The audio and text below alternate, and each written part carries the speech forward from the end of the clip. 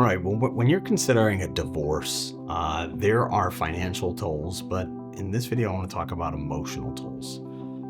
The reality is, divorce is hard. You've made a lifetime commitment to somebody, and now that lifetime is not a lifetime. And there's a lot of things that are going on. Everybody's different. How you got here is different from anybody else. Did your spouse cheat on you? Did you cheat on your spouse? The answer, it changes based upon everybody. And what we understand is that your situation is different than anybody else. And it's important that you have a legal team in your corner that understands how you got here is different than anybody else.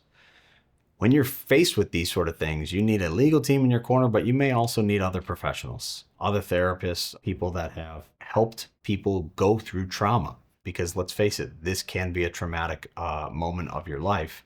But what you do here is really critical for the rest of your life. So it's important that you trust professionals to help you through this process. How long is an average divorce, and why do some take so long? The reality is it really depends upon a variety of circumstances. But one of the biggest components are the parties.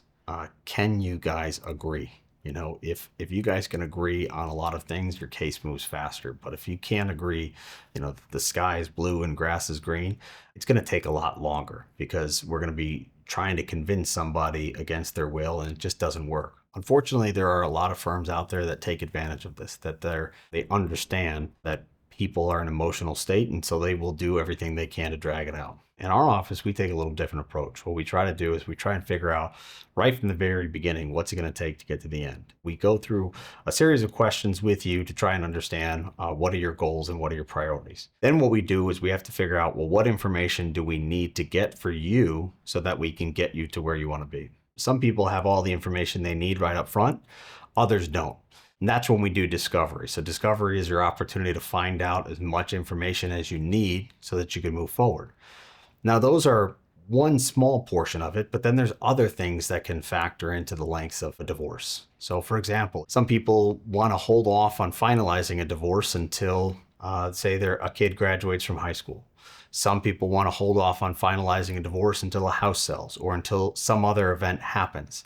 And sometimes those events are 6 months out, which can impact things. So there's not a one size fits all. Sometimes the judges, the attorneys, those things factor into it as well, because at the end of the day, people's schedules do get filled up. And when you're trying to coordinate all of this information, coordinate all these different schedules, it does make it a lot harder. Some courts are so filled up that you can't even get a court date for 90 days out. And it's really frustrating for attorneys. And we're not even the ones that are having to go through this. So you have to understand, unfortunately, the courts are crowded, schedules are crowded, and sometimes information is not flowing, which can slow things down significantly. Stress management is really important during a divorce. You're under a lot of pressure now with a different aspect of your life. Let's face it, being married is difficult. Having children is difficult.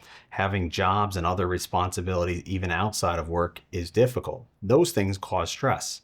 Now you're adding on a new level of stress within your life. So it's important to learn stress management techniques. Now, I'm not a stress management expert, but I've helped many people through this. And what we do is we try and tell them to focus on themselves. Maybe focus on your breathing, meditation, yoga, exercise. There's a variety of different things that you can do to help with your stress. But the last thing you want to do is take on things that you shouldn't be doing. Try to avoid stress eating, drinking. Any sort of alcohol consumption or drug consumption is not the best time to be doing these sort of things, because let's face it, when you're going through a divorce, you're kind of under a microscope. So your actions are going to be evaluated differently than they would be when you're not. Whether that's fair or not, that's the reality. If you're drinking to excess or you're doing any of these things, it can and probably will be used against you in your court case. So be very mindful of what you're doing. Be mindful of who you're surrounding yourself with, what you're putting into your body, what you're allowing into your environment, and focus on the things that are important to you. Someone was asking me recently, am I always going to go to court?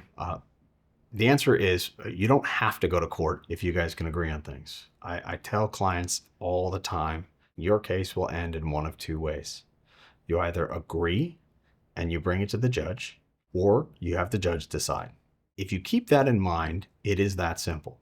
Sometimes people say, well, why is this going on so long? Why doesn't this just end? And I tell them all the time, it will end when you agree.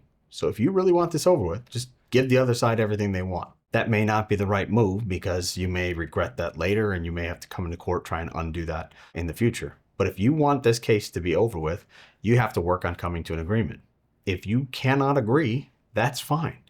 Try to figure out the things that you can agree upon and then focus on only those disagreements and figure out, can we agree to disagree on these small items?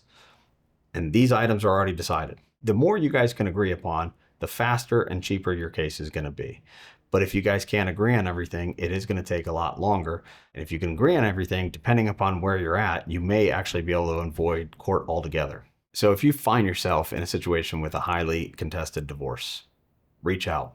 Don't wait, because you need to have good legal representation throughout this process. And my team is ready to help you through this process because you don't want to wait. The longer you wait, the harder it becomes for your team to catch up and ultimately create a plan to get you through it.